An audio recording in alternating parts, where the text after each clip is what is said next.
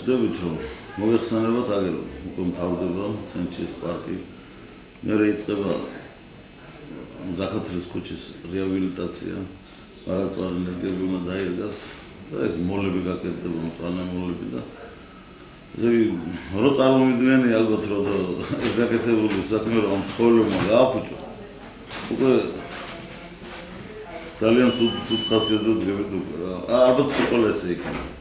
50 ლარი და 200 ლარამდე ჯარიმას ითვალისწინებს. აი, ადგილზე ნაგვი დაყვა. ესე იგი 50 ლარი გულისხმობს რომ ეს პატარა მოცულობის ისინი აი პარკი და იმით რომ დაყაროს, ხო?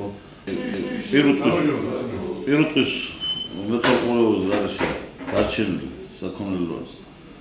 ჯარიმა არის 50 ლარი.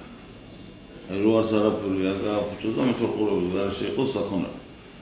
და მე ეს პუნქტი თვალისწინებს რომ ესე იგი თუ არ მომაკითხა იმას პატრონს 20 დღის განმავლობაში შეიძლება ამ იმის რეალიზაცია მოახდინოს, ამ საქონლის რეალიზაცია მოახდინოს და ფული ბიუჯეტში შეიტანა. აი ესეთი ჯარიმა. ეს ხალხმა უნდა იცოდეს, რომ ეს საქონელი ნახირო დადეს, უნდა გაუშვეს ნახირში, ხო?